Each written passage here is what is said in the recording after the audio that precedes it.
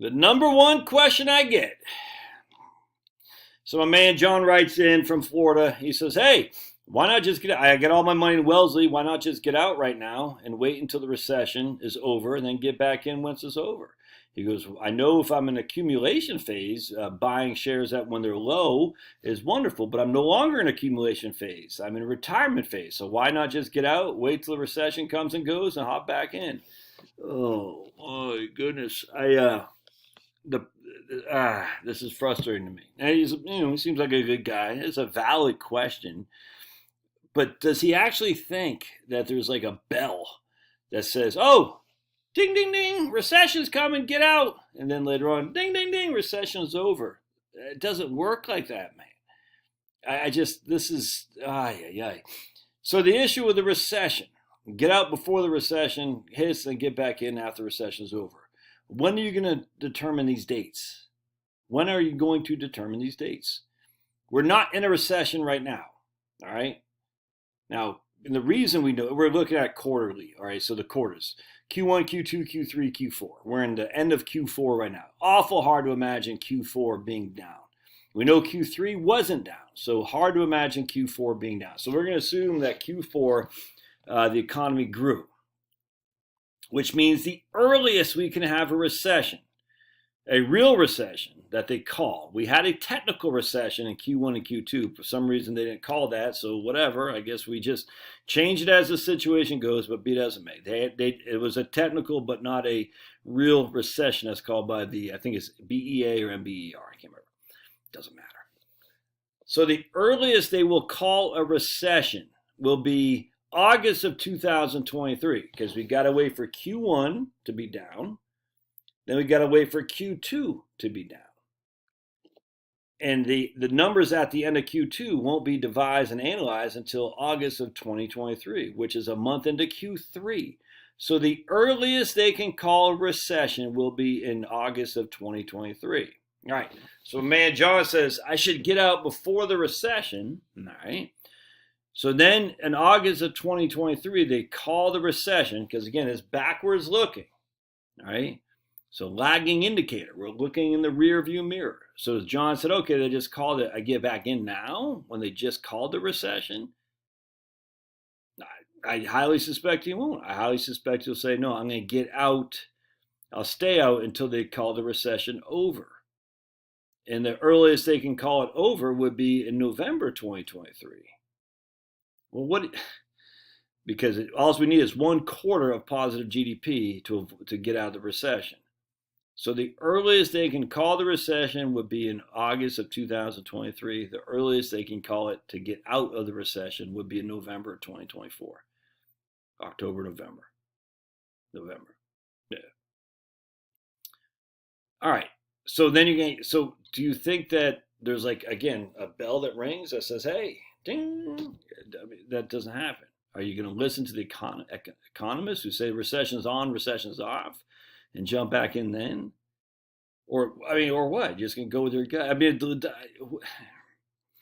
what if Q1 is positive? What if you get out now because everyone's saying the recession is coming and Q1 is positive?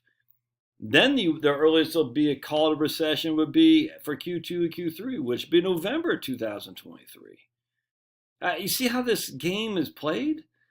The recession is a lagging indicator. Just because everyone says they think there's going to be a recession, well, hell's bells, we just had one, Q1 and Q2.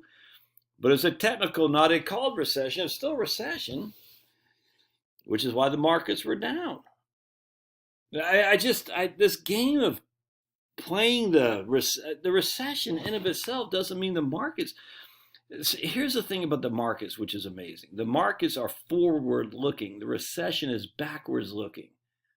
So you're either going to go off the prognosis of economists that a recession is coming, but it's not called yet. It cannot be called. So you're going to look at your favorite economist and say, this guy is saying a recession is coming. And I'm going to get out to avoid the recession. Then once this economist I like says the recession's over, I'll get back in. If you want to do that, that's fine. That's fine. But that's just pure speculation. This guy acts like, and again, I'm not trying to bash this guy, but he acts like, Oh, it's like this simple. A recession's called, the markets go down, the recession's over, the markets bottom up, they start going up again. It doesn't work like that, man. The markets are forward looking. So what the market sees is what they expect to happen 3 months from now. What the analysis sees is what happened in the previous quarter. That's why the markets are always forward looking. They're saying we expect the economy to do this in the next 3 months, and very rarely are they wrong. Very rarely are they wrong. Sometimes they go down without a recession. Sometimes they continue to go up even with a recession. Sometimes it takes a while. Sometimes inverted yield curve. Sometimes. There's just no if this happens, that happens. There isn't any.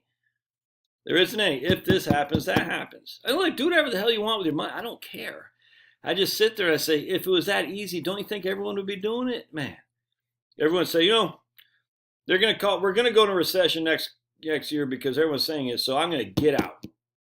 And then Q1 comes around and it turns out to be positive GDP, which means inherently there cannot be a recession then until November of call recession until November of 2023, because we got to know a second quarter and third quarter of 2023 before it can be a recession.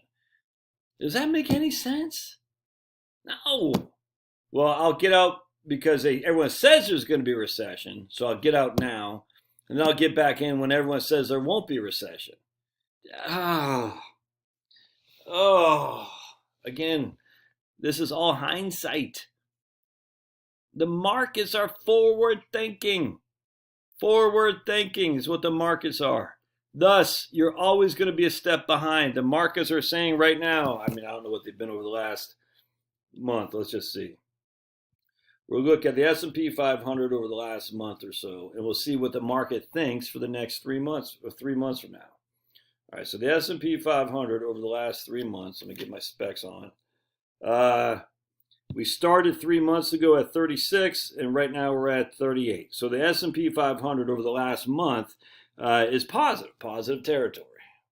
Now, one could say since we were at 4,080 November a month ago, now we're at 38244. So you could say over the last month we're down, not very much, but a little bit, 160 points on 4,000. A little bit, not much. You could make a case for the last month that the markets expect the next 3 months from now the economy will be south. All right, but at least for the last quarter, the markets don't expect in the next couple months, at least, they did not expect back then for these next 2 months to be down. They didn't. And as such, the recession that you're hoping that you're going to avoid, it might not happen. And if it doesn't happen, then when do you get back in? That's the whole point. Why? Especially if you know the markets. Look, here's the way you look at it all the time. Every time. It's simple. Investing is simple. I'm going to make this easy. Ready? Oops, hold on a second. Oh, here we go. Here we are today. Right? Here we are today. We're either going to be here, or here. One of these 3 places. All right.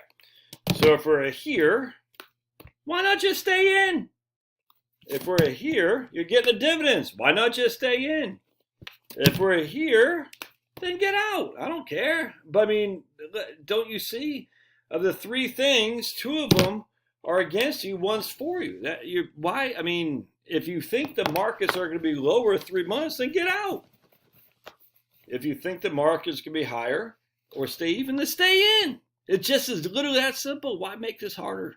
I don't get it, man. But Josh, don't you see? It goes like this. So even though the markets will be higher in 3 months, 6 years, something like that, I could get out, avoid it going down to here, because it could even go down here. I could avoid it going down here. Does it matter?